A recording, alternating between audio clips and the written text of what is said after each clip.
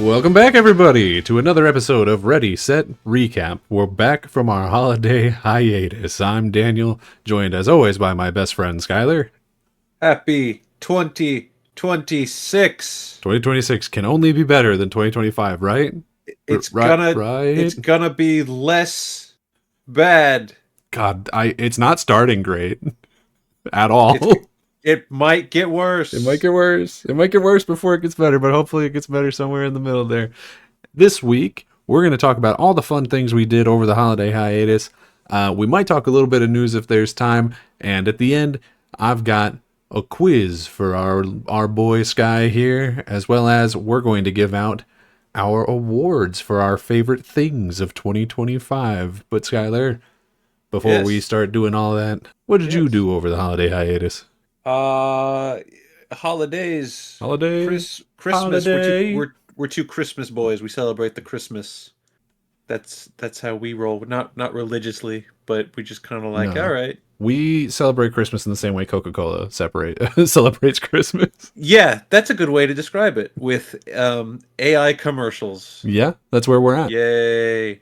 What did I do for Christmas? I made a beef Wellington, and it turned out amazing. I was very happy with it. Oh.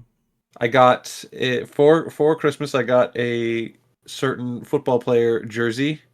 I won't say who it was, but they came like a razor's edge from being canceled right before I got their jersey.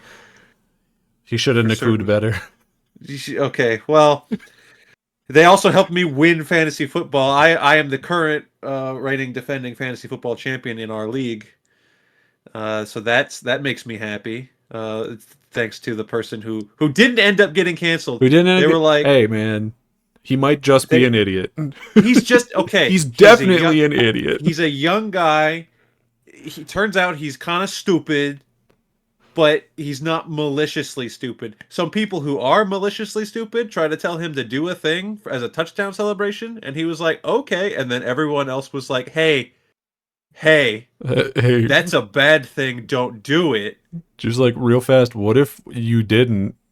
And then he talks with smack about officiating, which that one I understand. It's not his place, but I understand. Hey, the officiating kept the Lions out of the playoffs, as far as I'm concerned. There were a couple things in that Steelers game that were straight up bullshit. NFL officiating did not get better this year. It only seems to have gotten better because it stopped helping Kansas City. That's the only thing. There was nothing they could do. There was nothing they could do to help them. Let's see. What else did I do? Well, I saw some movies, of course. Of course. I saw some movies. The most recent film that I saw was I did go to see Big Jim's newest 3-hour opus, Avatar Fire and Ash, and I'm on the record being like not a huge Avatar fan. But these movies keep getting better. I don't know what's up. It's just Stockholm Syndrome. Yeah, maybe. Like, I'm not going to die on a hill for it, but I will say that I didn't like the first one. Like, I get it. I kind of understand why people do. I don't understand the phenomenon built strictly off that first one. Sure. And then the second one finally came out, and I was like, oh, okay, this one's good. This one's what the first one, like, could have, should have been, maybe? I don't know. Right. And then this new one, I don't know. I just think for some reason, it's my favorite of the three. Maybe it is Stockholm Syndrome. I don't know, but I like it. Or maybe you just really like the Fire Navi lady because she reminds you of Azula. Hey. And you're like, whoa. Hey, she was... Let me see what that ponytail do. The entire, like, villain arc of the movie is, like... Soldier Boy gets an alt girl girlfriend, and it changes his life. So I understand. All right, fair enough. Hang on, I have to open my letterbox to actually remember what I did. We were only gone a couple weeks. I caught up on some movies that I had missed throughout the year, such as Together, the body horror movie with Dave Franco and Alison Brie. Right, what a nightmare. Pretty wild ride. Just rattling off some things that I saw. I also started watching Pluribus. And I heard about that show, right? Yeah. And I was told, hey, it's probably going to be really good. It's by the same person who did the Breaking Bad, and that other Breaking Bad that was Breaking Bad, but the different guy. Hmm. I was like, oh, so it's going to be like a third one that's like a crime thing. And then I read the description. I was like, no, No, no, it's no, not that. no. Not that at all. It's it's. Let me tell you, it is really good. It's really, really well made. Just high end television. When I first started seeing like teaser trailers for it, and the entire thing was like from the people who brought you Breaking Bad, and then they told you nothing else. I did get kind of annoyed by the initial advertising campaign, but I was like, of course I'm gonna have to watch this, and I have now, and it's just really solid, really solid. That's, So, I mean, that's to be expected. The team behind it has made two mhm, really good shows, of which I've only mhm. watched one, but you know, you have to assume. Yeah, yeah, yeah, yeah, yeah. What else? I don't know. I can't think of anything else fun that I did. I didn't go nowhere for the holidays. I didn't do nothing big. I can think of a thing that you did that you've What did I? forgotten What did I did? is What did I forgot? you watched 5 seasons of Stranger Things. Oh, oh, You wow! How absolute quickly? How idiot. quickly we forget. Yeah, I did the thing that I said I would do. I promised I would do, and then I did it. And then I was able to watch the finale the day it aired, which was New It Year's was New Year's, Eve. yeah, something like that. It was one of those things where it's like it's a holiday. I don't have time to watch that, but then you forget how much downtime you get on a holiday sometimes. And I was like, all right, I guess I'll watch it. Um, I watched it after midnight before I went to sleep, and there's things to say about it. Yeah, I assume you want to talk some Stranger Things, so I'll yeah, I'll save my comments for yeah, when we get into that. yeah. But now I'm pretty sure that's it. Okay. So, Oh wait, oh, no, one more thing. Hell's Kitchen came back from its own holiday hiatus, oh and the my Texas goodness. guy got sent home. Well, then I'm no longer interested. Big RIP. Now I'm rooting for the California girlie, I guess. I guess so. She's better than him anyways though. It's all right. Yeah. So for my holiday hiatus, did a couple of fun things. One I've actually already talked to you about. But we got to the end of Survivor 49, Yay. baby. And it ended pretty good. The winner deserved it more than the other two people that she was up against in the final three, but had the final four gone different, I think it would have been different. The person who went out at four was our boy Rizzo the Rat, and I Our think main man. had he made it to final three, he would have and should have won because at least the way that the show was edited, it really did look like pretty much because they were in an alliance, him and the person who won. Yeah. And it really did make it look like basically every move that they made, other than just performing well in challenges, was done by Rizzo, and she was just kind of like also there.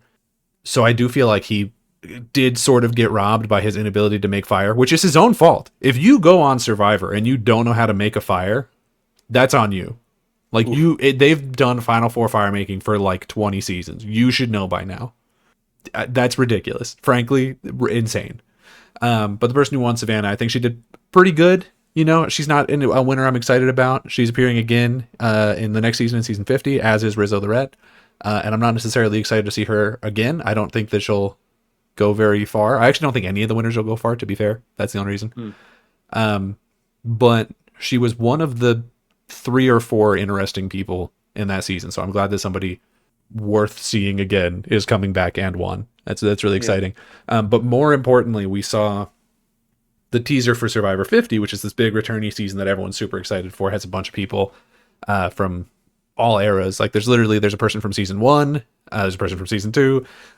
It keeps going. Some of my favorite people. Colby's back, Cerie's back. We've talked about this. Hmm. Unfortunately, in the teaser for 50, they also showed some things that are making the Survivor fan base very mad.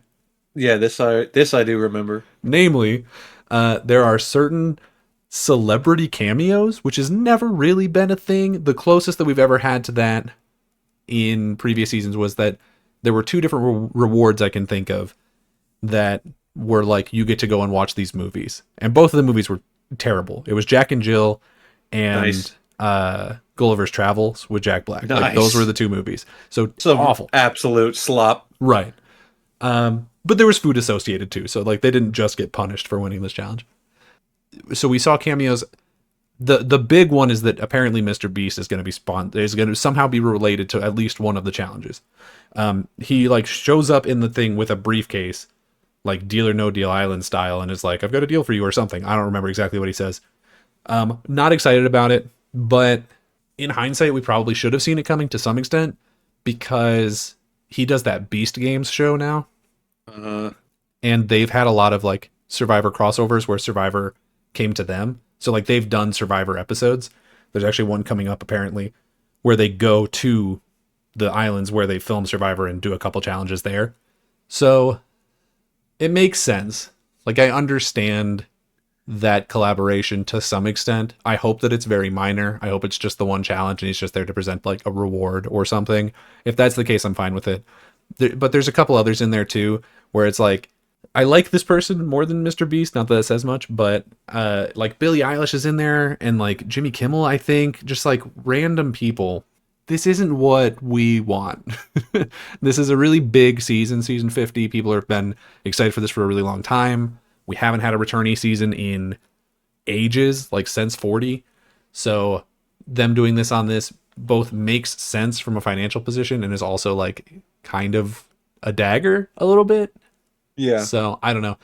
I'm still excited for the season. I don't think this is going to ruin it, but it is going to be one of those things where you look back on it and you'll be like, yeah, remember that a really great season where this person who played 6 times finally won and also Mr. Beast was there?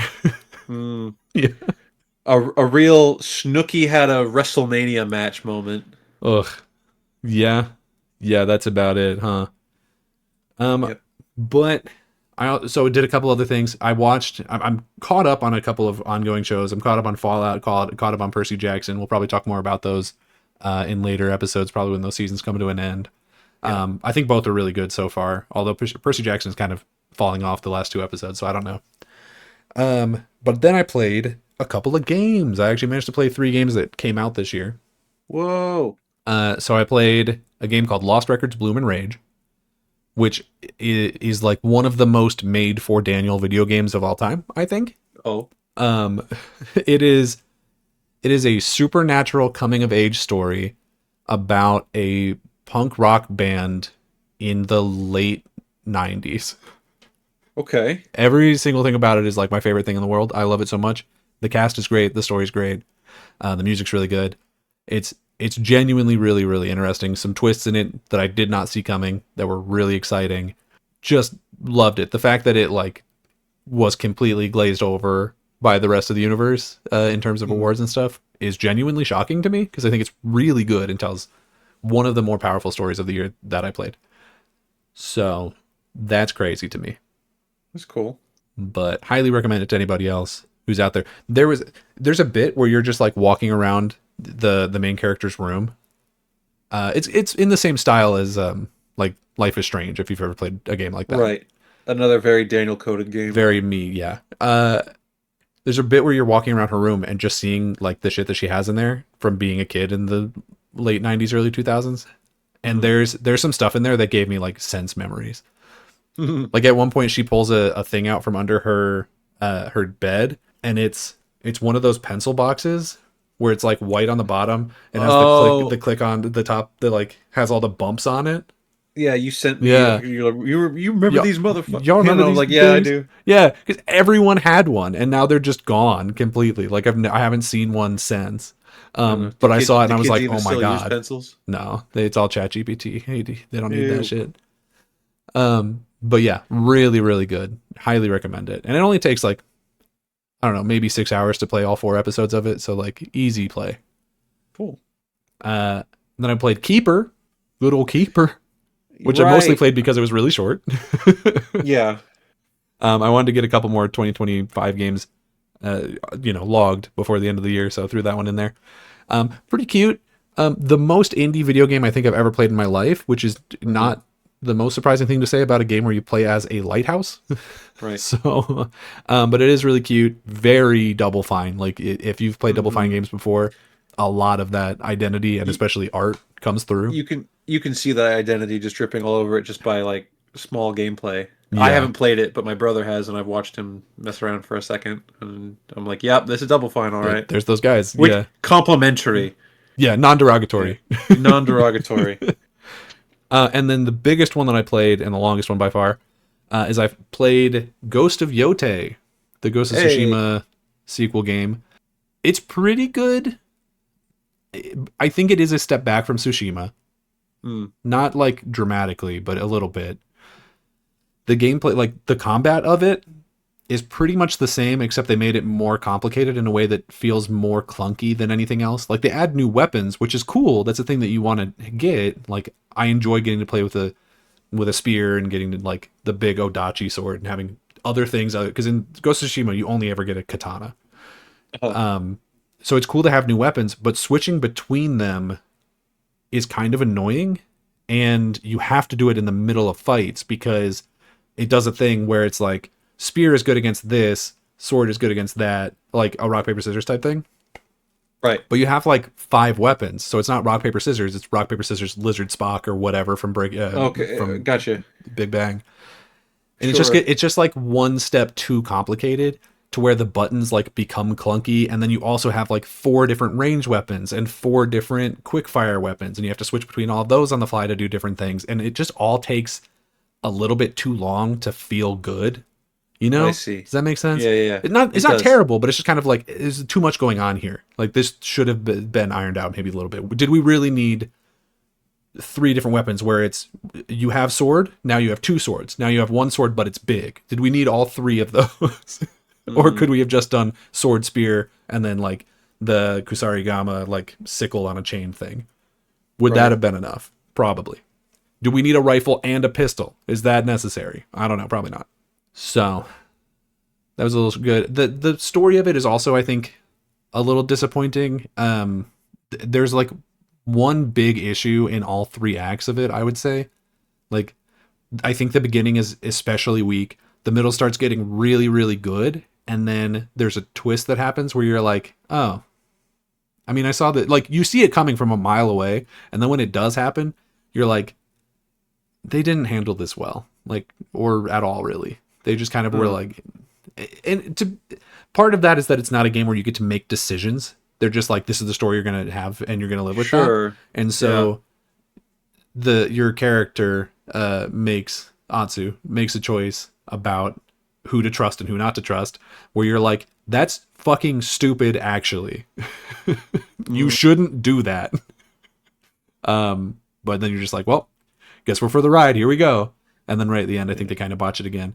But every part of it that is not the main story I think is genuinely great. Like I think exploring the world is fun. A lot of the side activities are great.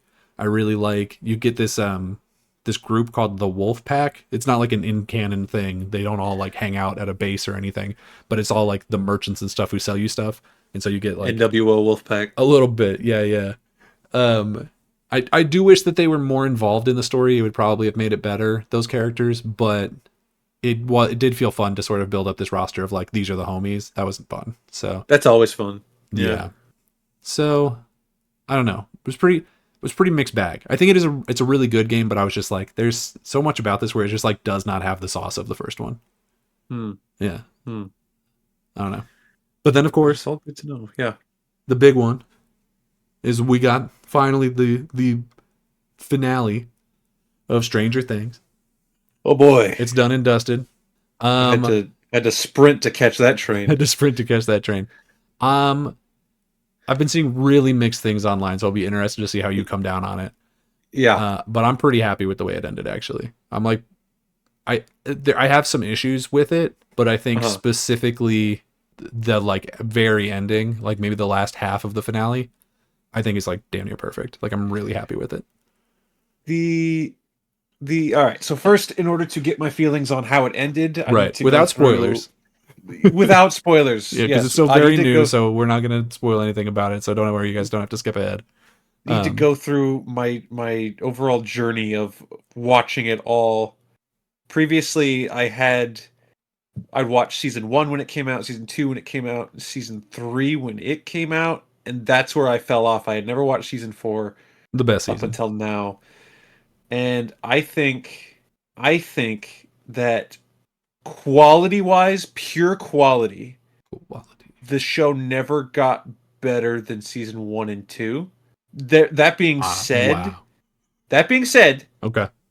I think the highs of say season 4 are the highest. Yeah. Hell yeah. There's just other lows that are lower. Obviously, the best characters throughout basically the entire show are Steve Harrington, Nancy Wheeler. Yeah. Season 4 is Eddie Munson. Yes, of course, of course. The king, the goat.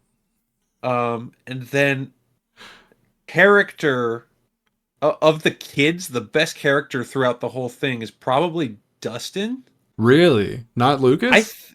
th- well, Lucas is He's probably the best actor, okay. but I Okay. think character-wise, he has less to do than Dustin, less to do than Mike. I Yeah. fucking hate Mike, by the way. I don't. I I went hate back and I forth hate on him between like, is he good or is he bad? But I've never I hate hated him. I hate season 3 and 4 Mike. And then season 5 Mike, they like reverse him back to being kind of like season 1, 2. But I he's such a douchebag and a bad friend until he's not at the very end. So all right, See, there's that. the thing is though, like, that's what I would say about Dustin. I think Dustin Dustin season 5 is kind of a fucking piece of shit. Oh, season 5, yeah, definitely, but he comes out of that all within the same season. So I think it's a fine arc. Sadie Sink is great. Sadie Max Sink is Max always is great. great. Yeah. She was solid the whole way through. One of the better Uh actresses to come out of the show, for sure. Definitely, No definitely. doubt. And I'm not going to dwell on the I don't like 11 or Millie Bobby Brown's performance. We this is on record. We know Yeah, this. I So don't think that's even a hot take. I think most people are like, I genuinely I think most people who watch the show are convinced that she's one of the weakest parts of the show. yeah, I when watching season 3 and 4, and when it comes to like Hopper and Joyce, Mhm. specifically Hopper, well no, I guess both of them, where it's just like they're in Russian disguises and they're sneaking into places and he's got to bust out of like Russian prison, and she's doing espionage stuff with Murray, and I'm like, I remember when this was a small town chain smoking cop and a frazzled mother, Yeah. and now they're like Marvel superheroes, basically. Well, one of them It's kind of literally. nuts. So, Yes, that is true. I mean, Um, yeah. So I didn't like how kind of cartoony they got. Although I still always liked them. yeah, It's I would call, if you took the whole show, for me personally, I would call it a mixed bag. That being said, when it ended, I had my kind of like, well, that doesn't make any sense or whatever. A lot yeah. of people are comparing it to when Game of Thrones ended. Not a fucking chance. Come on. That's what they're saying. That's I because people are think fucking stupid. I think like when it ends, Yeah, the final scene, I'm like, all right, yeah. good, In the basement. cool, yes, The last scene in the basement is an absolutely perfect way to end that show. yeah. I Yeah. think there's a question that they supposedly leave kind of ambiguous. I don't really think it's super ambiguous. I think they do all they can except for look directly in the camera and tell you what's going on. Yeah. Uh, that people are upset about, and then the dealing with our main antagonist, I think people are really upset about, and I will say that one I do understand. I I do and I don't. I think that there there's this weird thing going around where people are like, why wasn't this a big like Lord of the Rings huge fucking Pelennor Fields ass battle at the end of this Sure. show? And I'm like, Yeah. because they're fucking teenagers. Yeah, yeah. We don't need all Because that. they're 15 years old. I think for me, I don't need that at all. Yeah. But for me, what I found strange about dealing with our main antagonist was once we got there, once we rolled initiative, Right. it took like 6 minutes. Yeah. That's my only real problem It's with it. because I'm we like, did all the oh, side quests, you know? I guess we did it. Yeah, the Russian prison arc really leveled us up pretty high, Yeah. so we didn't need to It worry was about anything. DLC. They didn't account for it coming into the meta of the end game. I get Also, that, but I don't know. also, I hate that like the show ended, and before even 24 hours after it ended, we got like, okay, here's our spin-off plans. There's a special glowing rock that plays into it, and Oh, it's like, oh, shut up. well, but we that's not new though. Like we've known about there being spin-off shows to this like before season 5 started. Yeah, but it's don't. That's what I'm saying is don't. I I think it's fine because this show only went on like 5 seasons. Like it was not this thing that went on forever and ever. True. And It did also the show start in was originally 2017 though. sure, but the show was also originally planned to be an anthology thing. Like the Right. entire idea of it was every season was going to be different characters in different places, and that's just what they're doing. Which is So what I wanted it to be after season one ended. I was like, so okay, let's see what else happens. But yeah, then it happened. It's the Michael Myers thing where yeah. we stopped using Michael Myers. And people say, "Where's Michael Where's Myers?" he at? Yeah. So realistically, like whatever, because that's what they've said the spinoff is going to be. Is it's just going to be a different time period, different kids, different supernatural threat, whatever. Yep. And honestly, most likely it's just what they were going to do as part of the anthology before. I imagine it's just one of those ideas that were rolling around since then. Hmm. So I'm totally down for that. And I think the Duffers like have sort of earned enough trust. Like they're really like the only people over at Netflix consistently making good product. So I will say that even though I'm more middling on the entire product yeah, than you are, I will say that it doesn't bother me. The whole thing doesn't bother me. nah, The when I see people treating it like it's the Game of Thrones finale or something like that, even though there are various plot holes and things that were forgotten and whatever, like small details that you can not like, sure, that's fine, but like wanting to jump on that hype wagon of this is the yeah, worst thing since the last worst thing, it's just like you're just looking yeah. for something to hate, and I don't have the energy for that. Yeah. Well, and the one that really pisses me off is, and this is technically a spoiler, but I'm sure everyone has seen it by now. Is there's a scene Mhm. where Will comes out as gay, Yes. and everyone like dogpiled on this as like, oh my god, what a terrible scene! It's so awful, and it's like, okay, well they made it make sense in context. Like the whole season was about building up to him coming out. We've known he's been gay for like at least 2-3 Yeah. seasons. It's Yeah. not a surprise. I genuinely think the people who are mad about that are Uh, people who heard about it secondhand and then were just like, "Oh, Stranger Things gone woke," and like somehow also didn't know that he's not even the first gay character in the show. Like Robin's sitting right there. Robin's sitting right. right there. Right. Right. Right. Right. Like, Um, I didn't have a problem with his coming out scene. I mean, I know that it's placed on the shoulders of a young actor that isn't super great at the no, acting. he's not. But he is he did come out in real life. He is gay, so there's like I don't know. They felt it was an important thing to do, and the thing about that scene that rubbed me wrong.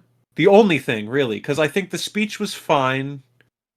If not silly, open for parody. Everyone is like, "Here's how we're making our 15th plan of how we beat Vecna. How are we gonna do it?" And then Will just screams, "I don't like girls."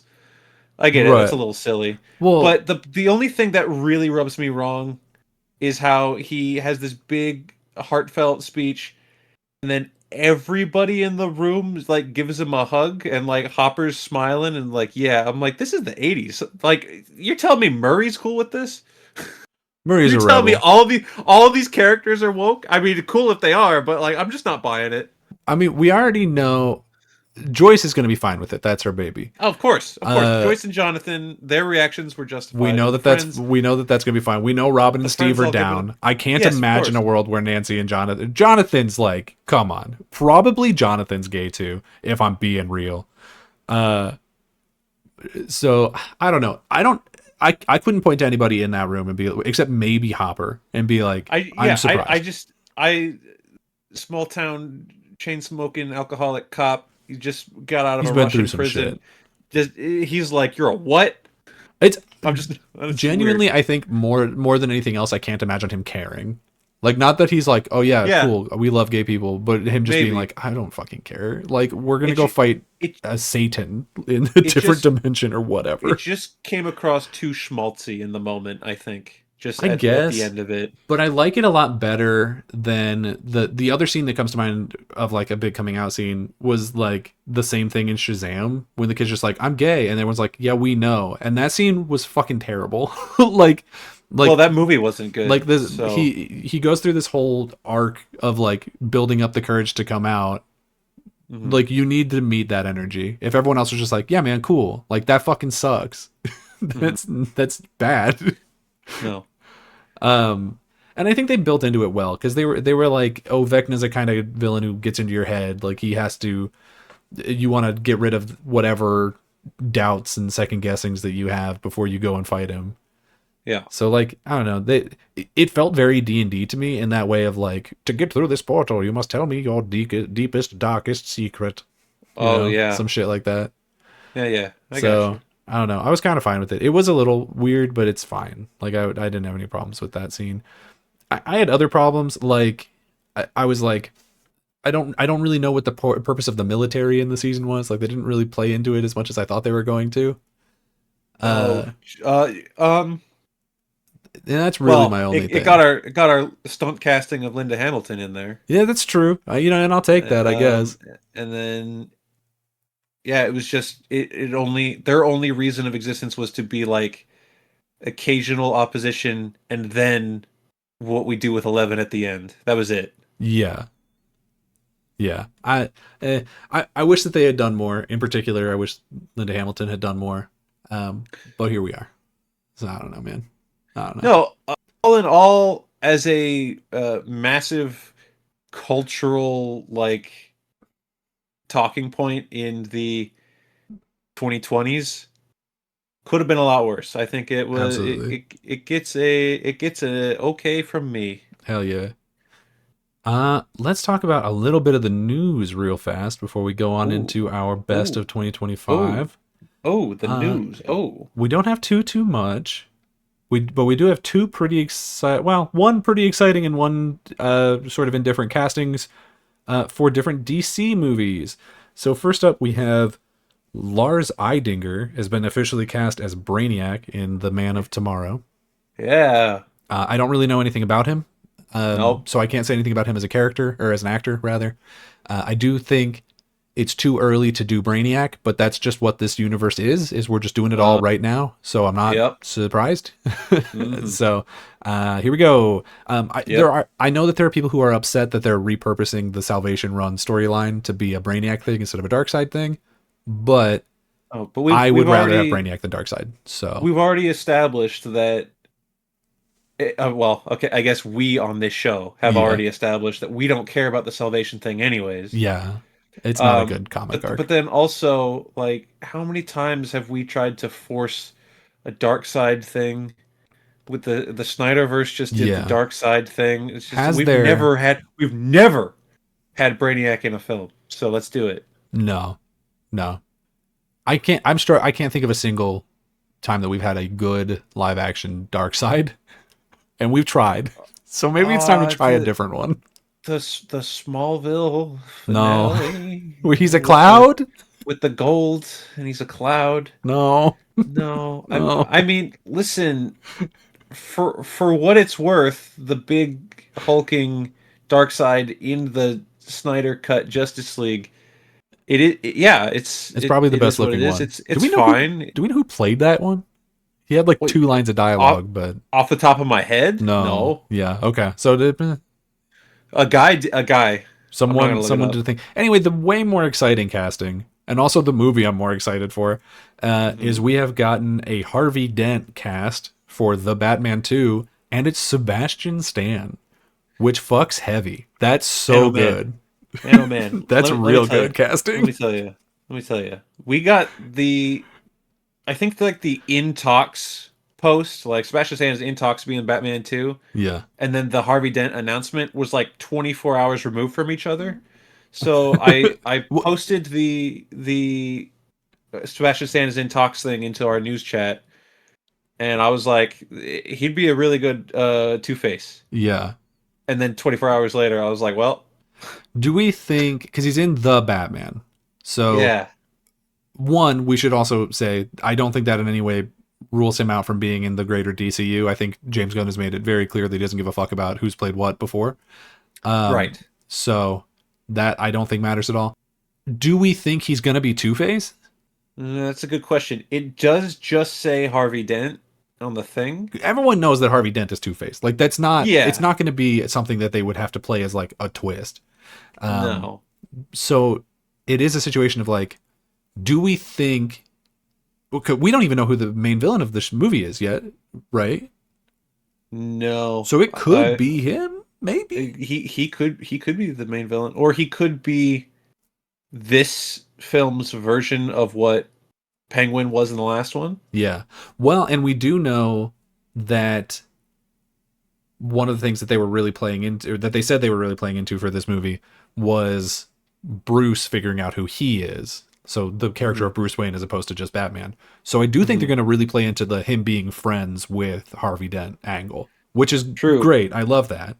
And then naturally you can play with both the duality of Bruce and Batman versus the duality of Harvey and Two-Face. If he's not already Two-Face, or if he gets Two-Faced in this movie. But Right. we did that in The Dark Knight. Is it too True. much to do it again?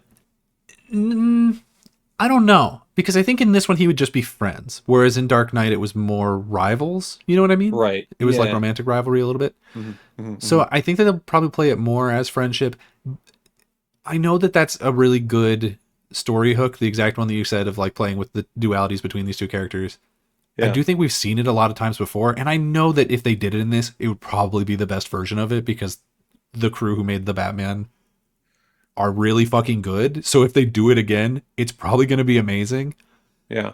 But because we have seen that so many times, I think I kind of just wanted to be Harvey and just be a homie, like just be the friends, you know? All right.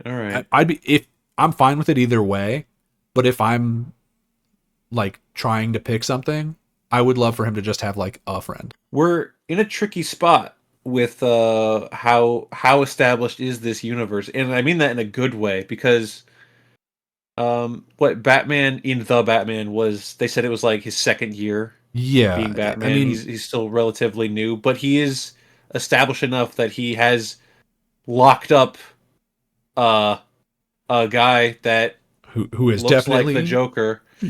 yeah. But is definitely not. Who, correct me if I'm wrong, I think they also said is coming back for this. I didn't see that.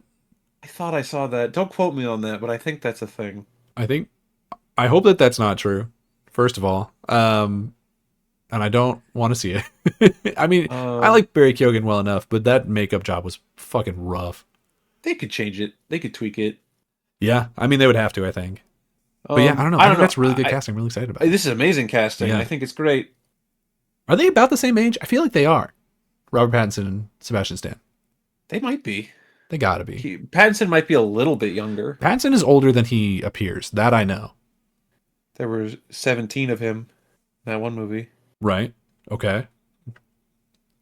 That's all I got. Okay. Speaking of movie comic book news, we've got. Remember, before the break, we were talking about how there were going to be 4 different trailers for Doomsday before Avatar Fire and Ash. We now know what all 4 of those are. And they were all teasers for people who are going to come back for the sequel for Doomsday, I guess. And they are as follows. We got Captain America coming back, and also he has a kid now, maybe. Thor talking about his kid. Then we see a bunch of the X-Men, namely Cyclops. And then maybe Cyclops has a kid. That's a rumor that's getting thrown around. A lot of kids getting talked about is what's happening here.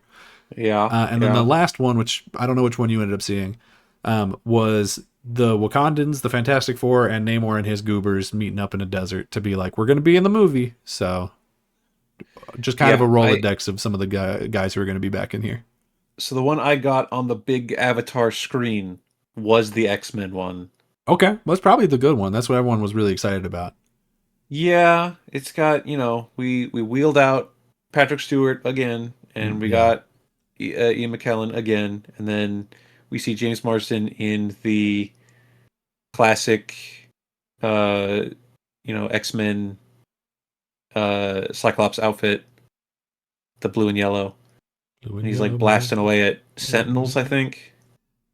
Something like that. It's Yeah, it's hard to know for sure because as soon as that trailer actually came out, people were immediately posting 500 fake AI ones, yeah, so it kind of gets blended together. yeah. Well, so originally when the Captain America was going around, like leaked, I was like, this looks shot AI. It looks like it's AI. Just the Mm. way the camera moves and the slow reveal, the close ups. I'm like, this reads like a fake trailer to me. But it was real.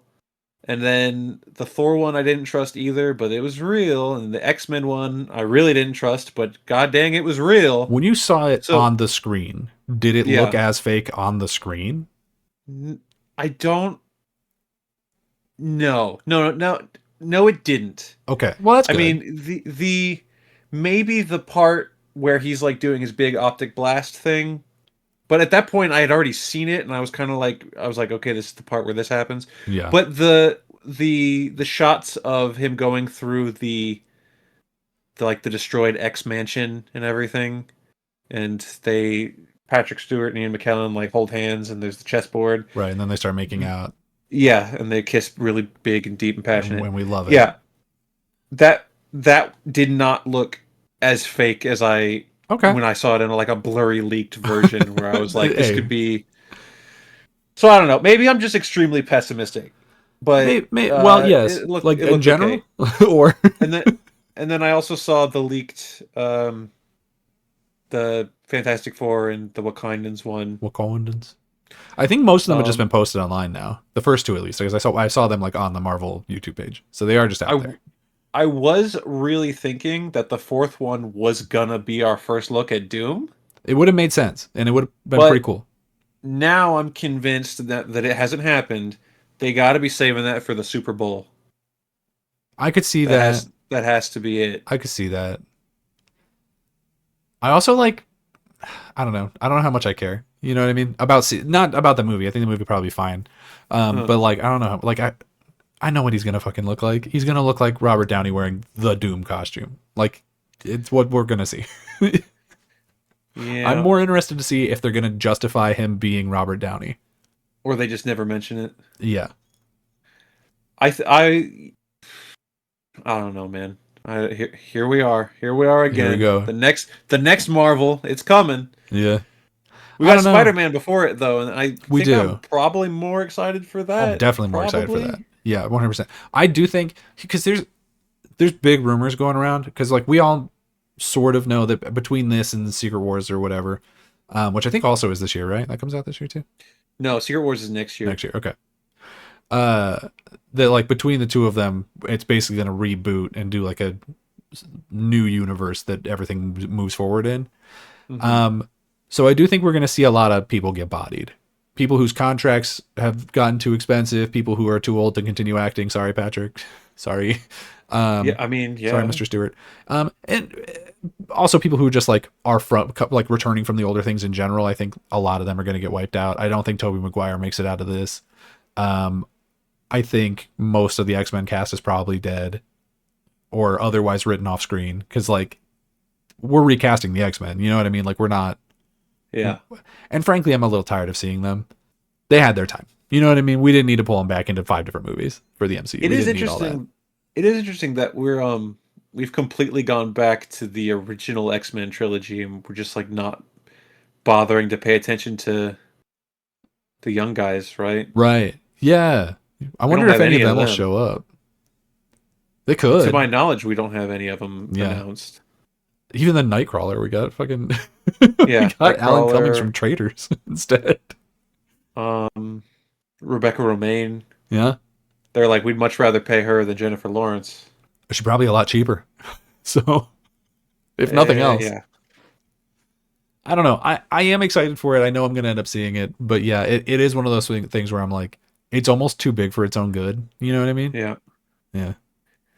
We're fast approaching the point, if we're not already there, where seeing the next Marvel movie is just clocking into work. It's like, all right, here we all go. Yeah. Well, I've already basically stopped watching the shows, so if the movies fall off for me next, I who knows, man? I wouldn't be surprised. It's a good thing we don't have a podcast where we rewatch stuff. Oh fuck! We're gonna have to watch Agents of Shield again.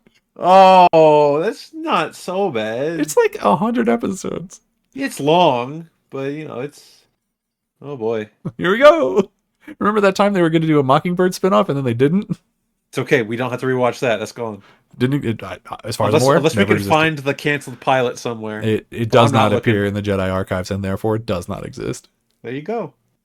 The last little bit of news that we have here, I think we can burn through it pretty fast, is hey, Larian of Baldur's Gate fame and Sandfall of Expedition 33. Oh boy, have they both, make good video games. I hope. What good thing are they in the news for this time? they've both been caught using generative AI in their video games. Oh no. So Larian was saying that they were going to use it for their next video game, Divinity, and Sandfall with Expedition 33 got caught having already used it for Expedition 33, and they then tried really hard to walk it back and pretend that they didn't. They actually had one of their Game of the Year awards removed from them, from the Indie Game Awards, because when they submitted it, one of the questions was, did you use Gen AI? And they said no. And then it came out later that they did, so it was rejected. It was pulled away from them. Every time that they talk about it, it moves one step lower on like how much they used it. So the first time they talked about it, they're like, yeah, we used Gen AI to make the levels, and then we painted over it. So there's no AI in it, except we know that there was AI stuff that made it to the finished product because they patched it out later, like after this came out. So they were like, none made it to the final product. And then they were like, we only used it during the concepting stage. And then they were like, we only used it for this. And then it was like, well, we tried it once and we didn't like it. Literally every time they've talked about it, they've been they've tried to roll it back. I did not have sexual relations with that AI. I did not inhale the AI. Which isn't great. So the fact that they can't give us a clear, concise answer on how much they actually used it is more suspicious than anything. Even more suspicious than them initially lying about it. Yeah, it's very strange. Also, if the AI makes the level or whatever, like places the things in the level, and then you just paint over it, that doesn't mean you made the level. Yeah. That means you traced the level from a computer. It's tracing. Yeah, exactly. So apparently the game's good. So there's that, I guess. It's what I hear. I mean, I can't let that... Man, they need to stay out the goddamn news for a second, because me playing this game keeps getting pushed back by being annoyed with how many awards it wins. Yeah, and then how many it gets taken back for and then being how bad. many gets taken back for... It's just like, just stop it. I'm never going to play this game if you don't stop it. Yeah.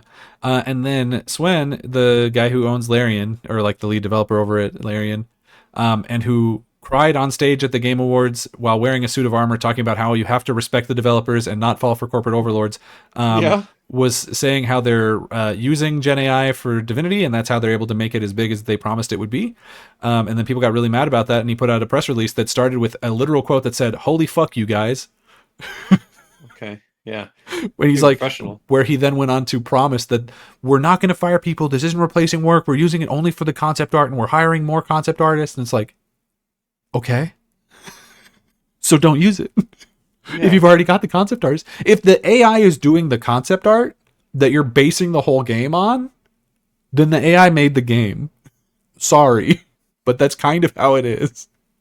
We fought really hard to try to draw clear and concise lines about this AI stuff in the video game space, and I guess we just don't care anymore. It's really bad, actually, because for both of these situations, there's a lot of people online trying to defend it, Of course. because they liked the games. The only reason, I think, is they're Yeah. like, but we can trust these studios. And it's like, why? Why can we trust them? One of them's put out one video game that was made with Gen AI. We have no idea what they could do without it.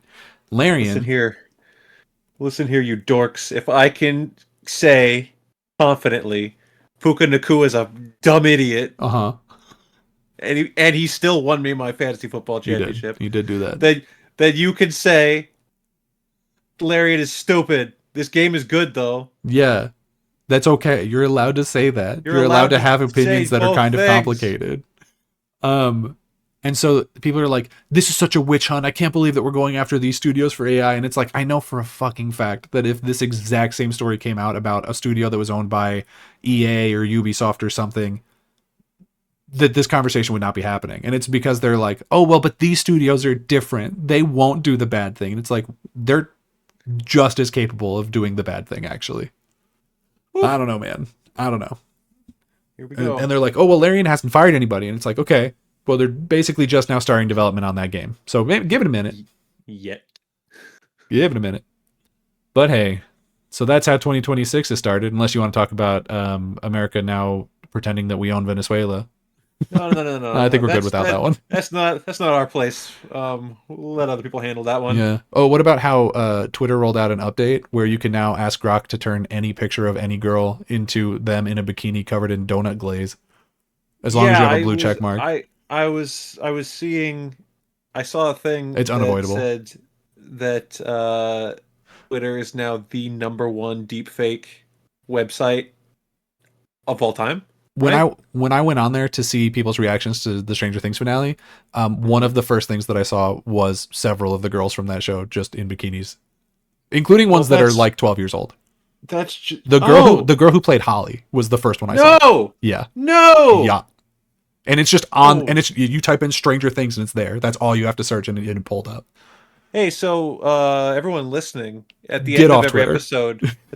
episode, when we plug our socials, notice how I don't say Twitter? Yeah. It's because I don't have one. Yeah. Because that place is fucked, man. Yeah. I do still have a Twitter, and the show has a Twitter, and you can follow us there. And I will, but really the only thing getting posted on Twitter on either of those accounts are when a new episode of this comes out. I would rather you not be on Twitter than follow us on Twitter, if I'm being honest. I mean, it's rough out here. It's a bad place to be. I would say just don't be on there. Yeah. But hey, are you ready for a quiz? Oh, yeah, just get my mind off of the other thing you said. Let's hit me with a quiz. So here's what are we quizzing? So we've had this joke for a while that you don't really keep up with what's going on in any given time in at all. The real world. I struggled to tell you what I did over the break. That's true, actually. One of the things that we've been playing around with is like, what if I just made a quiz that was like, who is this person? Do you know who this person is? That's not what this is, but it's similar. What this is the Ready, Set, Re-Quiz of the Year 2025. Oh, here we go. And with that, a tradition is born. Which is not derivative of any British quiz shows. No. It is a unique idea owned by Ready, Set, Replay LLC. This quiz is not big or fat. It is not big nor fat, and I pay my taxes. So it's not... Oh, it's got nothing to do... I actually intentionally did watch the 2025 one of those and did not take any questions from it because I thought there was a good chance that you watched it. I haven't watched it yet. Oh, well, I could have gotten some really easy questions then. Yeah, turns out. All right, Skyler, so are you ready for this? Are you prepared? How tuned in would you say that you were during the year 2025? How conscious of the world around you? Dead ass, I don't know. We're going to find out right now. All right. Here's question number 1. Okay. Skyler, in 2025, Wicked for Good was released, and you saw it.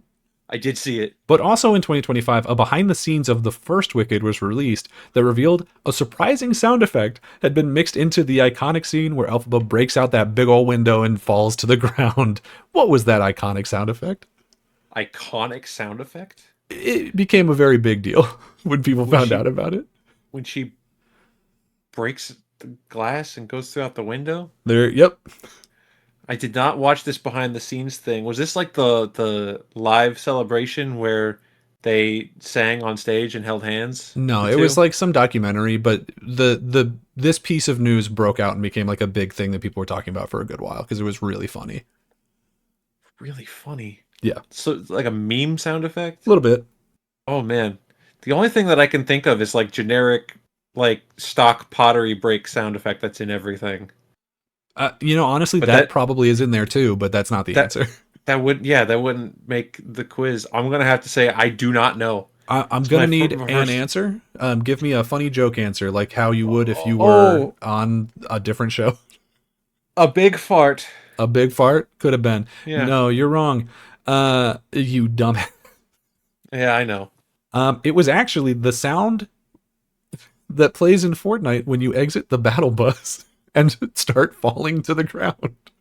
Oh, You could see it on the timeline, labeled Fortnite battle bus drop.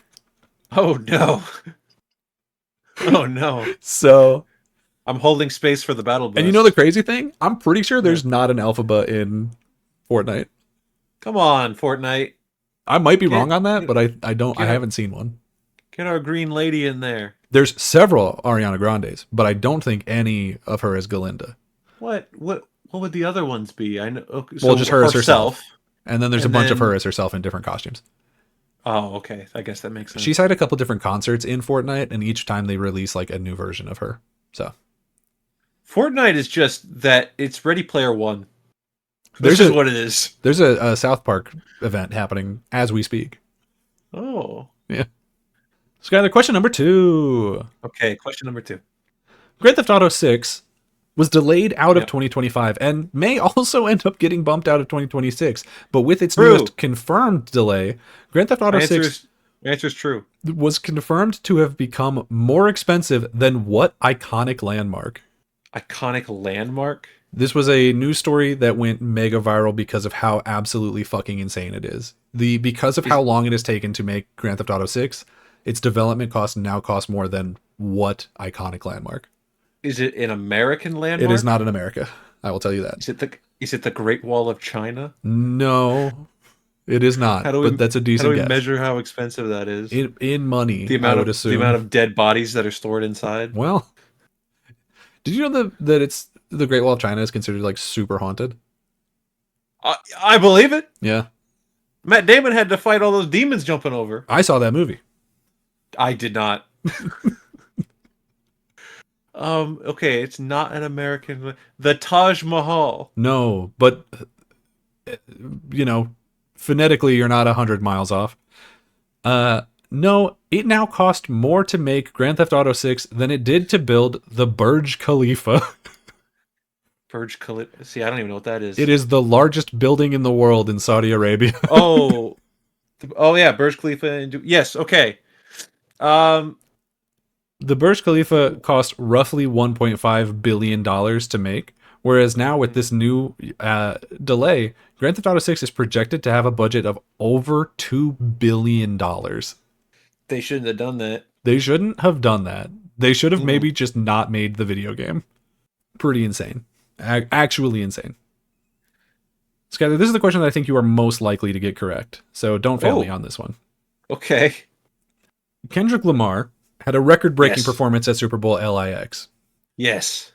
that was hated by all the people who we knew it would be. Possibly because he's black, maybe because he was rapping, or maybe because the song that they all knew he was going to sing was talking bad about pedophiles and they didn't like that.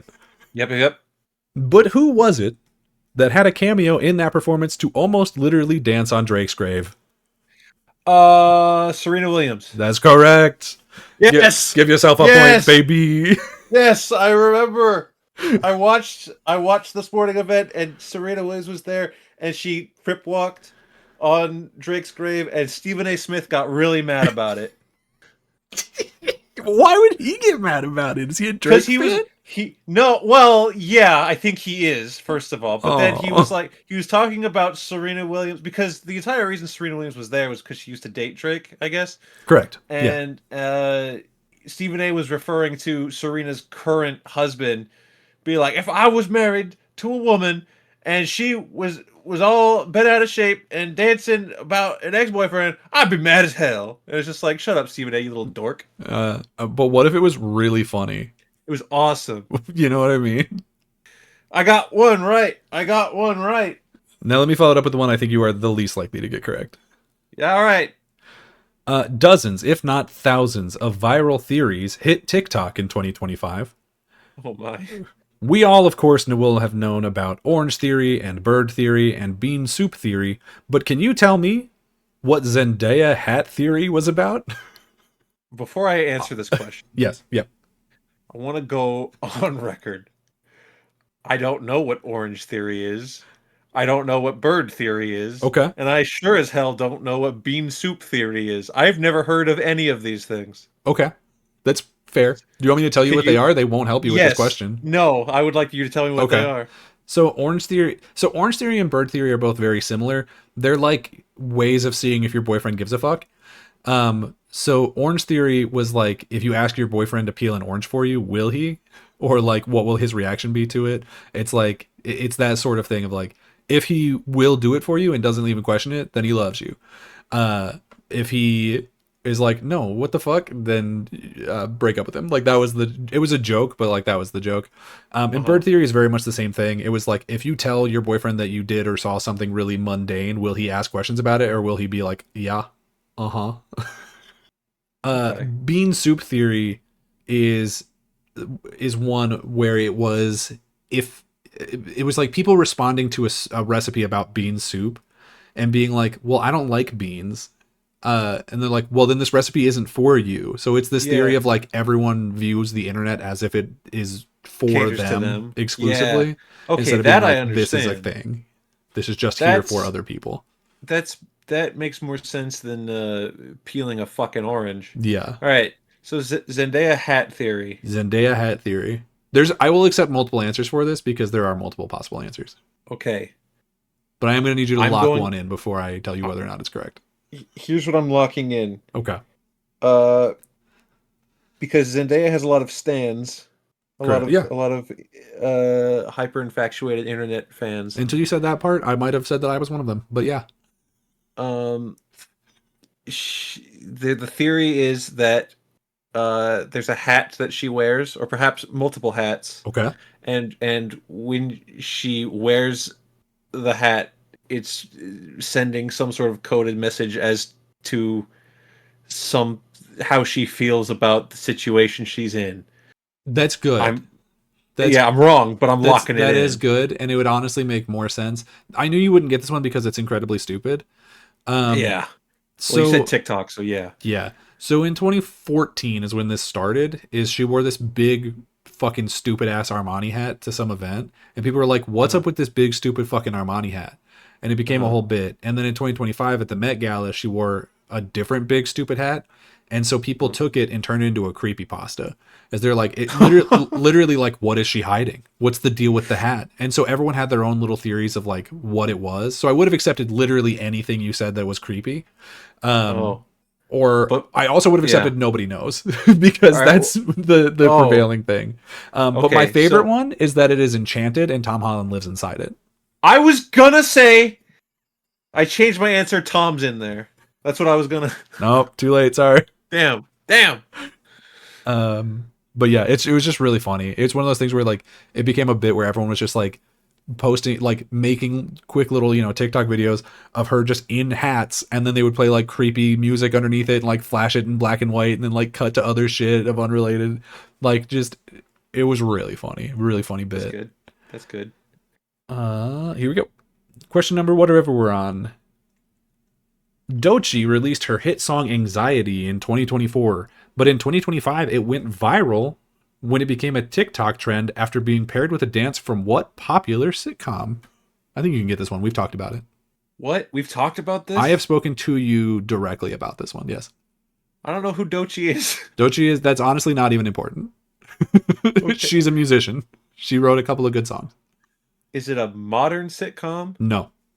Is it a 90s sitcom? Yes. Is it Carlton's Dance from Fresh Prince? No, but it is Fresh Prince, so I'll take it.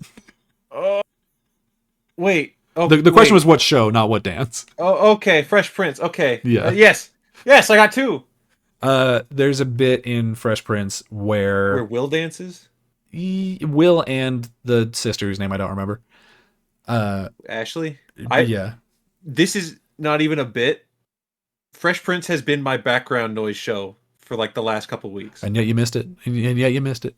No, I got it. Sort of. Will The dances. it's a bit where Ashley's in her room like dancing to herself, listening to a headphone or on her headphones, and then he comes in and is like Yes, dancing behind her. that's like early season 1. Yeah. So there's a bit in the song where it's like, uh, somebody's watching me, it's my anxiety, and they'll play that to that, and then like she turns around and sees anxiety dancing, and everyone it became this like whole TikTok trend of like catching somebody else dancing behind you or whatever. Got it. So Skyler, this one I'm gonna take personal. Oh no. Skyler, in 2025, your best friend Daniel, spoke about several albums on this very show. Uh-huh. Can you match the name of these albums to the artist who created them? Oh, I'm going to give you this- 5 album names and 5 musicians, and I'm going to need Okay. you to match them. I know you like Machine Gun Kelly. He does appear on this list. I figured he would. The 5 albums, you can write this down or whatever if you need it, are Mhm. American Heart, Lost Americana, The Life of a Showgirl, Ego Death at a Bachelorette Party, and Man's Best Friend. Okay. The musicians are Machine Gun Kelly, Taylor Swift, Sabrina Carpenter, Benson Boone, and Hayley Williams, as in from Paramore, but this album. Yeah. Oh man. It's gonna be really sad when I don't know the Hayley Williams one. You should get. There's 2 of these that would be embarrassing for you to not get. The rest I would understand. Lost Americana is the MGK one. I'm locking that in. Okay. So we're taking those off the board. What was the other? Read off the albums for me again. American Heart, Life of a Showgirl, Ego Death at a Bachelorette Party, Man's Best Friend. American Showgirl, was that Taylor Swift's? That wasn't I the don't name. know. It was American Heart and The Life of a Showgirl. Those were 2 different ones. Life of a Showgirl. Life of a Showgirl is Taylor Swift. Putting that over there, I think. Okay. I'm confident about the MGK one. I'm not confident about that one, but we're doing it anyways. Okay. Taylor Swift probably a bigger musician. Maybe. Yeah, but I remember our conversation. See, this is why I talked about all 5 of these on the show, I which is why I don't chose remember these that. ones. Don't remember that. The American Heart. No. What was the long one?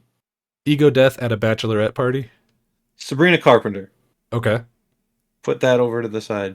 So now we have American Heart and what was the other one? Man's Best Friend. Man's Best Friend. We're gonna say American Heart is the Hayley Williams one. Man's Best Friend is the Benson Boone one. All right. Is How'd that I your do? final answer? Da-da-da-da. Yes, how'd I do? 2 out of 5. But which two? You were correct. Machine Gun Kelly did in fact write Lost Americana, and Taylor Swift did write The Life of a Showgirl. Dang. Okay, wait. Let me try to correct the Bachelorette Party.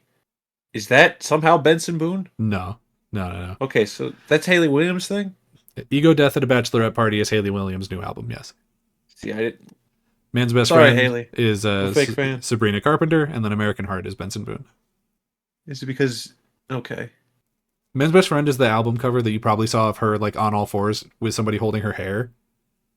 Yeah. And it was like really controversial because people were like, but fuck man. And then she was like, look, man, I'm just going to do my thing actually. She was like, yes, I do. So.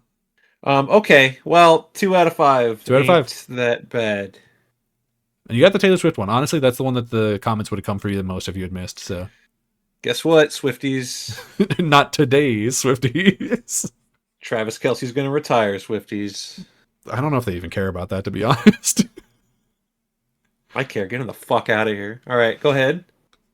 Skyler, this is my favorite question of the night. Oh, how do you make me nervous every time? Skyler, this is my favorite question of the night. Okay. Labubu's A line of collectible plush toys from Hong Kong hit American shelves this past year, taking Gen Z for everything they're worth. But can you, Mhm. Skyler Blue, rank these Labubus by their price? No fucking chance. What is this? Labubu with a hat? Labubu with a snorkel? What does this mean? How am I supposed to know what they are? Hold on, give me a second to copy them over to you. Are there pictures? Yeah. Okay. All right, Skyler. Before you, there are 4 Labubis.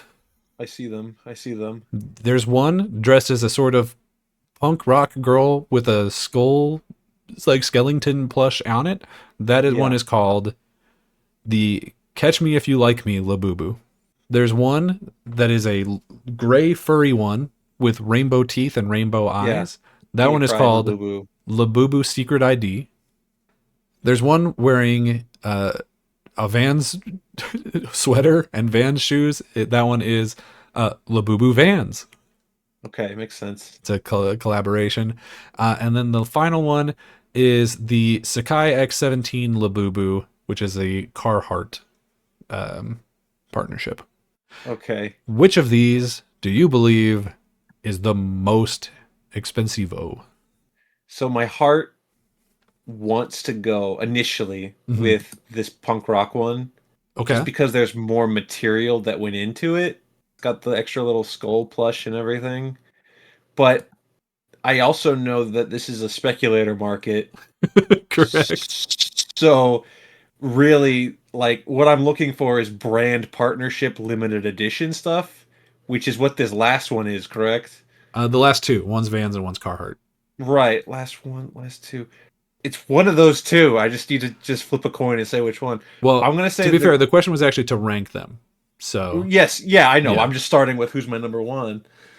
Uh I'm gonna say the number four, the Carhartt. Is that what you said? Yeah. That's the most expensive. Okay. Then I'm gonna go out on a limb and I'm gonna say that the punk rock one is more expensive. Is The the second second most most expensive, expensive. Okay.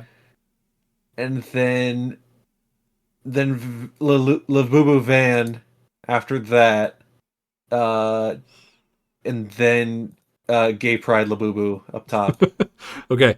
Uh, you have gotten 2 out of 4 correct. You did swap the 2 in the middle, unfortunately. Ah, But yeah, the Sakai X17 Carhartt Labubu recently sold for $31,250. who? That's a good question. Who's buying that? There was a an auction where they auctioned off, I believe, 17 of them, and this was the last one. It went for that price. All the previous ones went for like 20 something. This one went for 30 because it was the last one. There's a whole nother world out there. Uh-huh. Labubu Vans was the second most expensive one. It sold for $10,430. Yeah. Catch Me If You Like Me, the punk girl, sold for $2,059. So it wasn't even close. No, we fall off quite a bit here between 2 and 3. And then Labubu Secret ID, the rainbow teeth one, that is a $1,800 Labubu. Why? What is the base price for a Labubu? If you see, I think they're like $80 for a blind box. I took my brother to sign up for his college classes, and there was a kid walking around with a Labubu on his backpack. Yeah. How much was that? What? Well, so the keychain ones are usually less expensive, but they are mostly keychains. So what does a Labubu box cost? Let's look that up. Most smaller Labubu blind boxes are typically retail for $20. Larger items such as the Big Into Energy series blind box are like 27.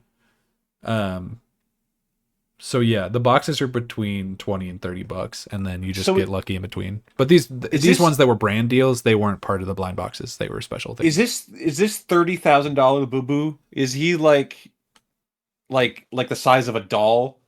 Like a baby doll? They're larger than the one that you probably saw on that guy's backpack, but they're not. Yeah. I wouldn't say they're baby doll size. They're like, I don't know, average plushie size maybe. They're like slightly bigger than like an average Beanie Baby.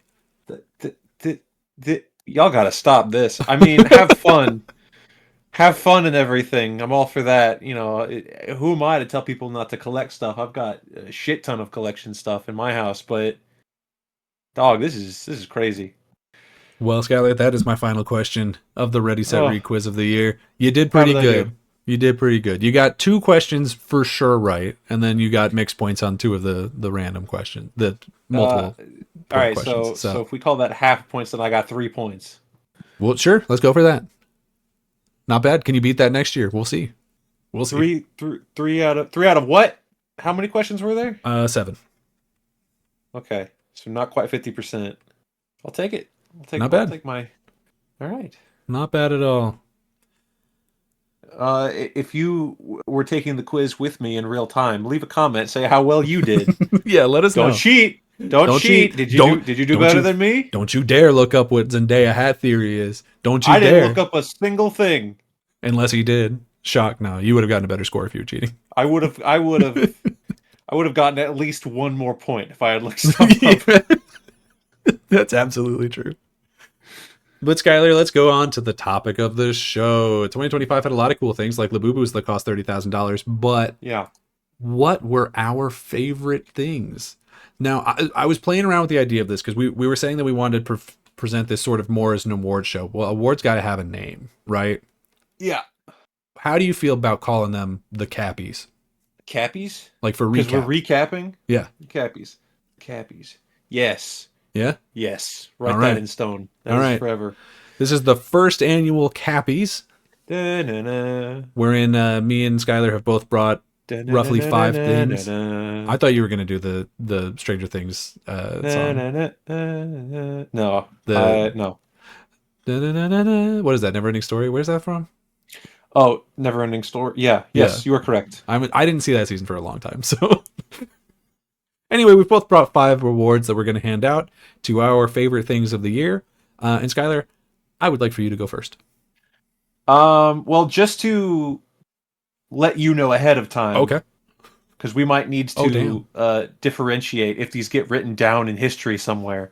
That we might have to have a Skyler Cappy and a Daniel Cappy. Oh, in case we have the same ones, like same category, different award.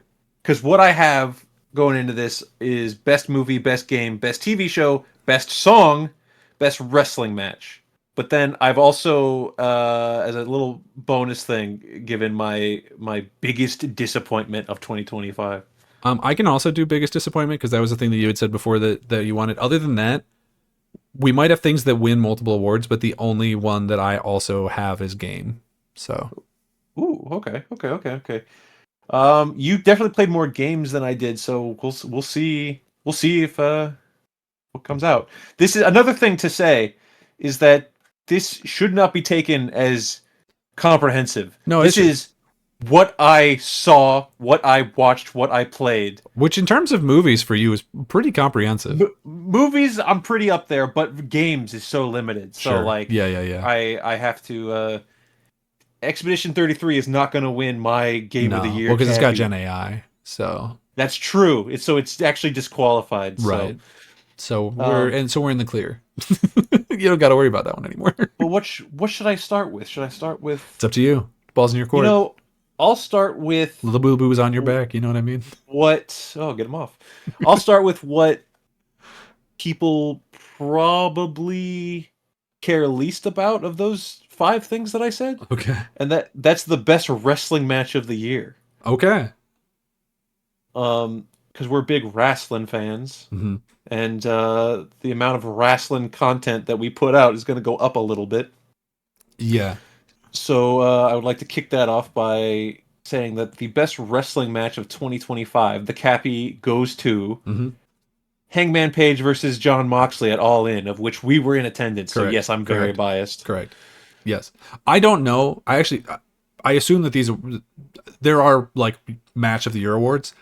If that's not the one that won that in whatever the most prestigious of those wrestling award shows is, I would be genuinely surprised. Well, prestigious wrestling awards is an oxymoron. That's fair. So, but like, but I guess the don't one they do that? it's Someone does that. PWI. Dave Meltzer has a year-end award in his newsletter but like that all comes down to how much you respect Dave Meltzer, and it's really a coin toss as far as wrestling fans go.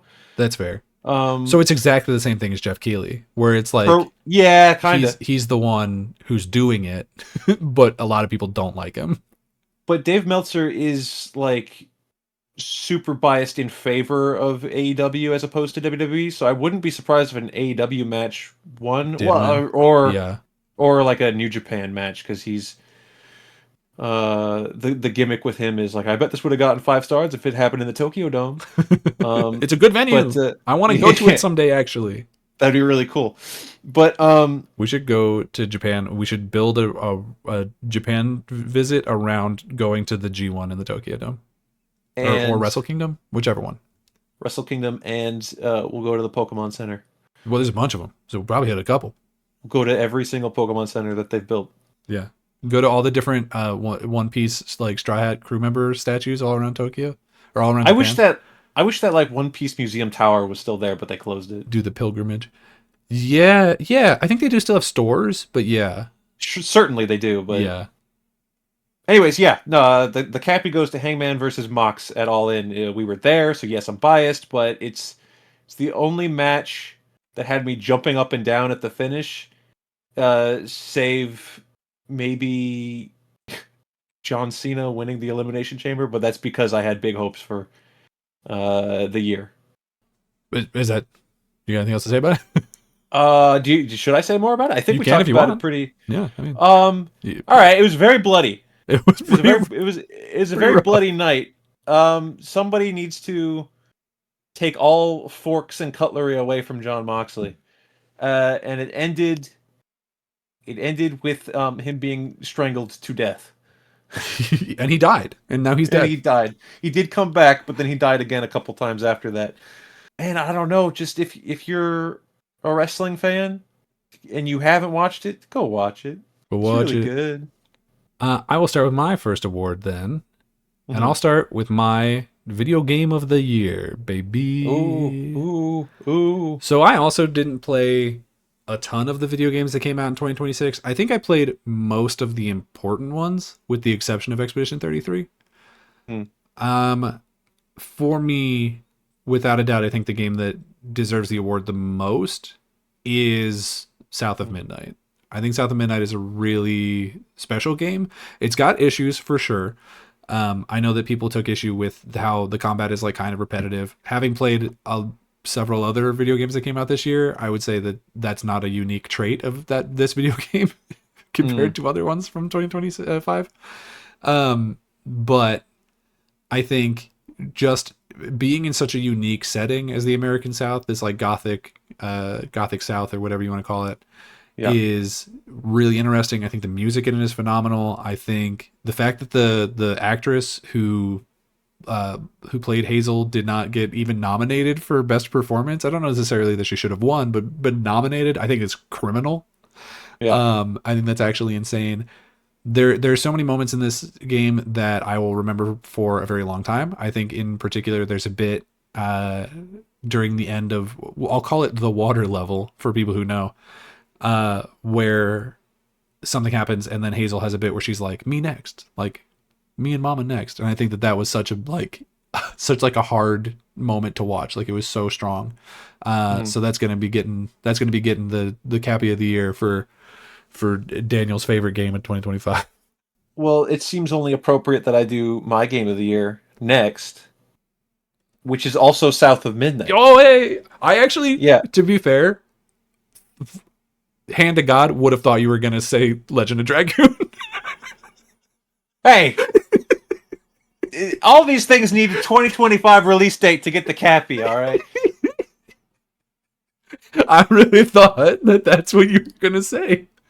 No, that would be cheating. I don't do that. We're talking about 2025. The thing had to have come out in 2025, of course. And yeah, so again, this is probably my biggest asterisk. Well, this in television when it comes to there's like so much to TV. There's no way to watch all of it.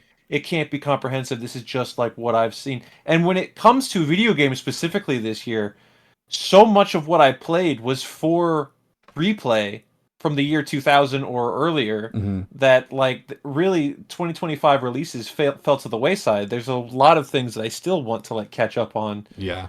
Um, and I could have said Hades too. Yeah, I think that one's complicated because it like kind of came out last year.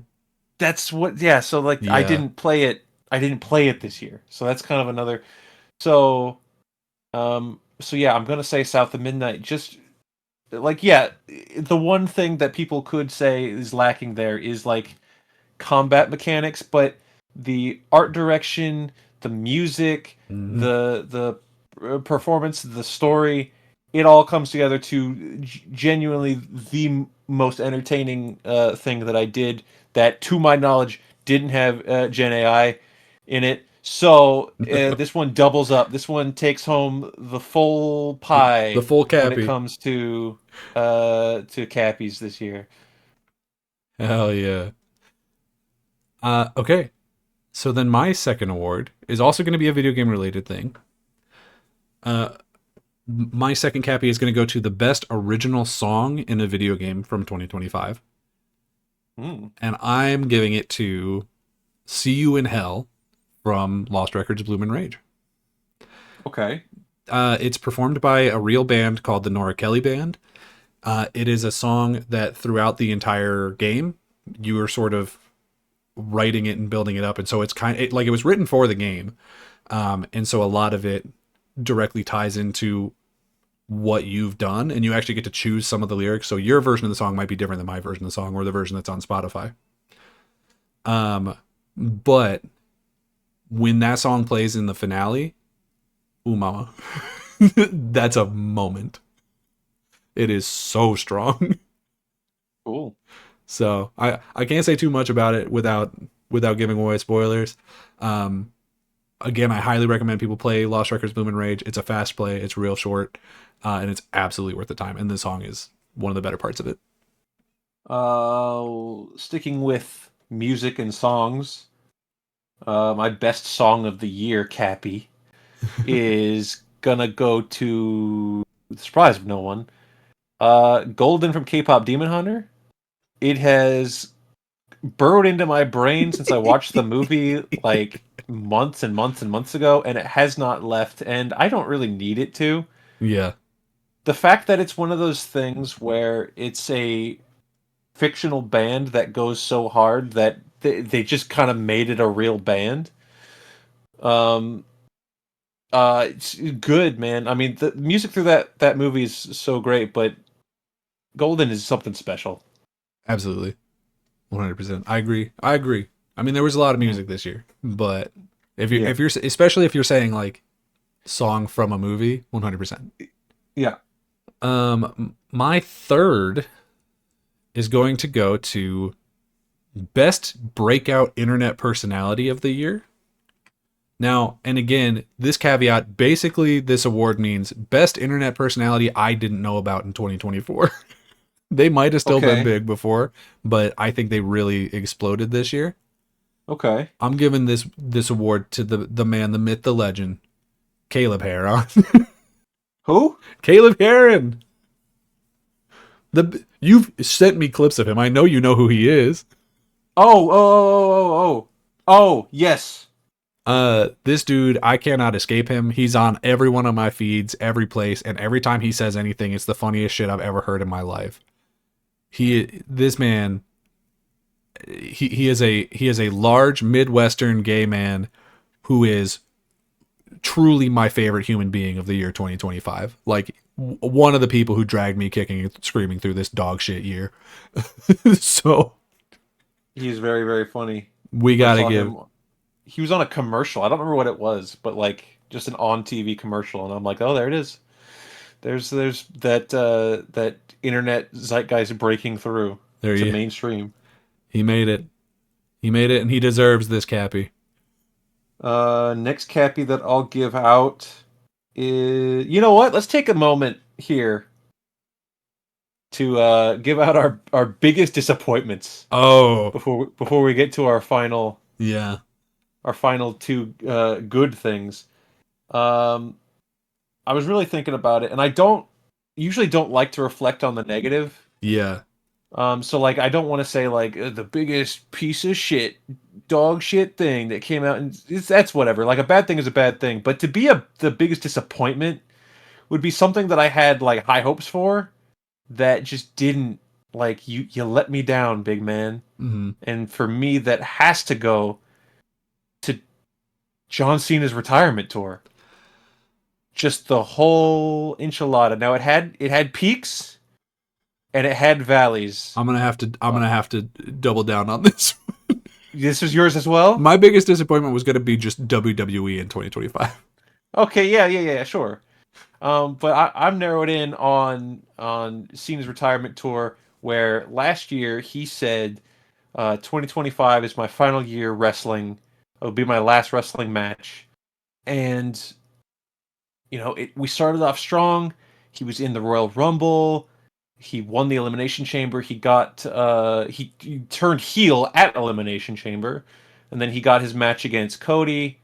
And I think that that's where he won the championship, which I still think was good. I love that he's the unseen 17.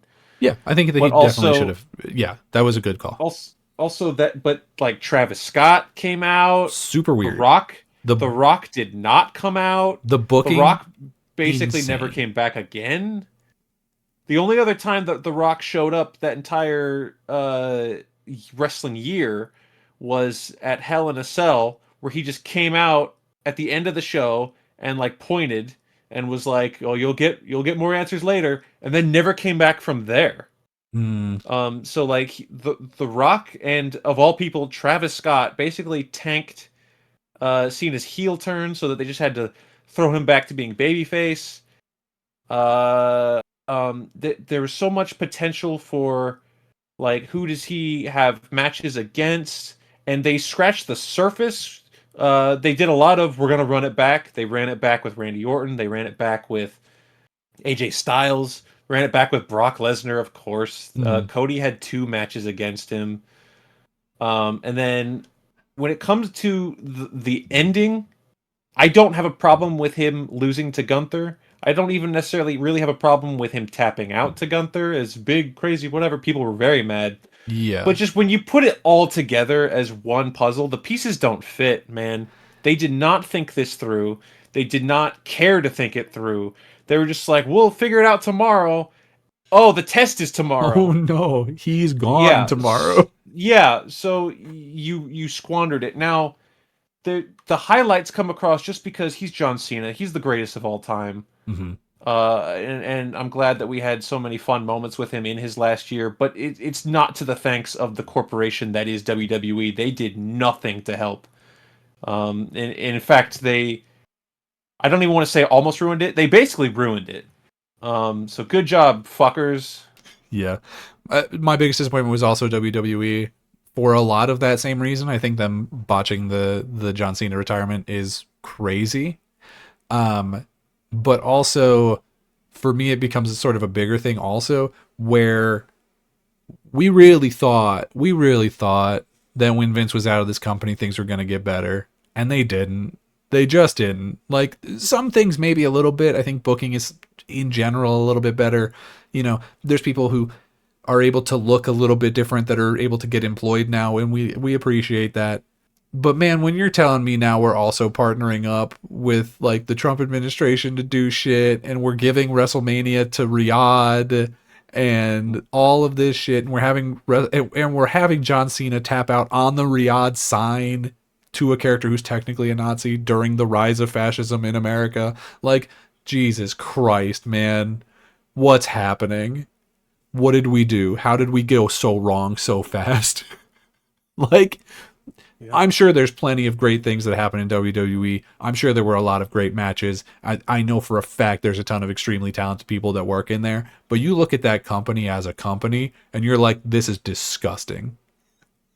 Hmm. And we really thought we were like, he's gone. Triple H is in charge now. Everything's gonna get better, and it just isn't. And he might not even be as gone as we thought. Truthfully, no idea. Ugh. So yeah, we had to throw in a little bit of A negative, little bit of unfortunately. negativity. One Razzie in these Cappies. Hmm. But right back to the positive. I'll give my best TV show. Ooh. And it's going to be a last minute buzzer beater. It's been Pluribus. Hey, baby. Just quality wise. Now, as far as like TV shows that I did watch, I mean, obviously I've been watching Fallout, and I love that show. But we're still in the throes of season 2. I watched Welcome to Derry, which I quite liked. I didn't watch The Pit, that medical drama everybody seems to really love. I didn't watch. I still haven't watched Severance. Darn. Maybe I should have watched that. I don't think other than Daredevil, I don't think I watched any Marvel television. I think Daredevil was the only one that I can remember. But as far as quality and performance and just this feels like an actual high-end drama, gotta give it to Pluribus. Mm-hmm. They've done it again. Those mad bastards, they've done it again. Mm-hmm. Then I'll also do my TV one. My TV award goes to best ending of a series. Uh-oh. We're about to get controversial up in here? Yes. So this is going to Stranger Things. This is the award going to the best way to end a franchise this year. It could have been for anything, but a lot of the things that I've engaged with this year are not the ends of franchises. So there's been a couple, but this was the big one. I think so much about the way that they end, specifically the individual character stories, is damn near perfect. I really love the way things end for Max and Lucas. I think are on par, or like really, really good. I think Dustin's last scene is really good. That scene with Nancy and Jonathan on the table, for those who know, if you know, you know, I think that that's one of the most realistic portrayals of a relationship I've ever seen in my life. I think that's amazing and beautiful. I love the way that the relationships wrap up with the 4 teen characters. Robin, Jonathan, and Steven. I did quite like the table scene, specifically the conversation aspect of it, and I love Steve's ending. So good. Without spoiling how he kind of goes off into the sunset. Yeah. Yeah, I love that. That's really great. My boy Steve. Even little side characters who I didn't think I was going to care about, I think got beautiful endings. Like, I think Derek ends in a great place. I think delightful Derek. Good old delightful Derek ends in a great place, and Holly, who was truly, I think, the best new character of this season. I think she was outstanding. Even Mrs. Wheeler had like a really good season out of nowhere for no reason. Like all of a sudden now she's a character we have to care about. And I think it was just done really well. I think anyone who was a fan of this show, if you sit down and you watch that last scene that takes place in the basement, and and they're putting away their books, and that's not like hitting you, then you're just dead inside. Like if that doesn't get to you, then you never had what they had. You know what I mean? I think that's one of the most amazing, like, emotional bits in television this year. I was really, really happy with it. And I popped off hard at a certain cameo from a character who's in this but not in this. I'll just say it. It's not really a spoiler. Are you talking about Strahd? I'm talking about my boy Strahd von Zarovich. When we got the Strahd cameo, boy howdy, I screamed. At 1 o'clock in the morning, because that bitch was 2 hours long, I was screaming. I will say, there's that part where they kill Strahd and he just dies, and I'm like, that wouldn't work. Yeah, he wouldn't die there. He wouldn't do that. No, that's not how he wouldn't works. do that. Mike, you're a bad DM. He would get up and mist away. You idiot. But yeah, I think that there's absolutely flaws in the season, but I think the way that it ends for the characters, I think, was all pretty amazing. Yeah. Even if for some reason everyone thought there was going to be another episode and then there wasn't. That's crazy. I don't know why everyone so funny. got into their head that they were like, there's going to be a secret episode they didn't tell us about. And it's like, what the fuck are you talking about? This one was in theaters. Like, there's no way that a second one was going to come out into theaters that we weren't going to have gotten spoiled in some way. deranged individuals. Absolutely insane. Skyler, what's your Uh, final Cappy of the year? Or I think my this should be final your final, unless you my have more final than two. Cappy. Okay. No, this is my final Cappy of the year, and it's for the best movie of 2025, which I did appear on our friend Abrar's podcast, running down our top 10 movies of the year, plus some honorable mentions. And it's the same that was my number one over there. It is Guillermo del Toro's Frankenstein. Ooh, again, I would have bet money you were gonna say Sinners. I would have bet money. So let me tell you, Sinners was number two, Okay, okay. and I even said on Abrar's show, I was like, this is just, it's so close. And give it like a year or so, and I like kind of reflect on this, or rewatch a bunch of these. I mean, it could switch, but I just think Del Toro's Frankenstein held such a magic, um, uh, such a like how God complex affects the people around you, story, and it's the most beautiful movie he's ever made, which is really saying something because all he does is make beautiful movies. He's made some really good stuff. It's it's just really great. I gotta give it my. If in the long run it doesn't end up being like my official best movie of 2025, at the very least it earned the Cappy. And they can never take that away. No, because this episode is recorded and it's going out. The Cappy's been given. Hell yeah. Ugh. All right. Skyler, my final Cappy, and I guess the final Cappy of the night, Yeah. is going to the best moment in sporting from the year 2025. Whoa. Is this all just an elaborate ruse to slander Lamar Jackson? Ooh, boy, I wish. What an absolute son of a bitch. I know for a fact. First of all, for people who don't know, that son of a bitch ruined my entire fantasy year by having like 3 games in which he did anything this entire season. And I'm glad they're not in the playoffs. They don't deserve it. Not this year. Missed by a field goal. And I know next year I'm gonna not draft him, and he's gonna be MVP and score 5 touchdowns every game on his own feet without even throwing the ball. That son of a bitch. No, the best moment in sports in 2025 is going to Hangman Adam Page beating John Moxley. Whoa! The AEW championship at All In 2025. What a twist. We started and closed with it. That's how good it was. That's right, baby. That's right. Okay. Championship in a briefcase for like a year and a half or some shit. Our boy, hometown hero, even though he's not from here, Nope. wins that shit in one of the craziest matches of all time. Finally gets to see it again. He's crying. Mox is dead. He's a corpse. Darby Allin flew down from Mount Everest. Flew in from space. Flew in from space.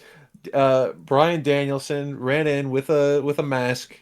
Absolutely insane.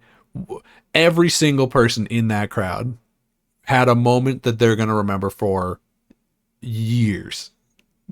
Absolutely stunning match. One of the, if it's not match of the year over on Dave Meltzer's list, then he's wrong. It's match of the year here. That's right, motherfucker. It got 2 Cappies. 2 Cappies for the man, the myth, the legend, Hangman Adam Page. But tell us in the comments below what you guys thought were your favorite things of the year. Give out your own Cappies. They don't count for history, but give them out. We'd love to know what they are. They count, but only if you leave them in a comment. That's the only way history will remember. Yes. Yeah. If you leave a comment and then that comment gets 100 likes, then it becomes a real Cappy. Becomes an official Cappy. That's the rule. So get in there and see what you can get done.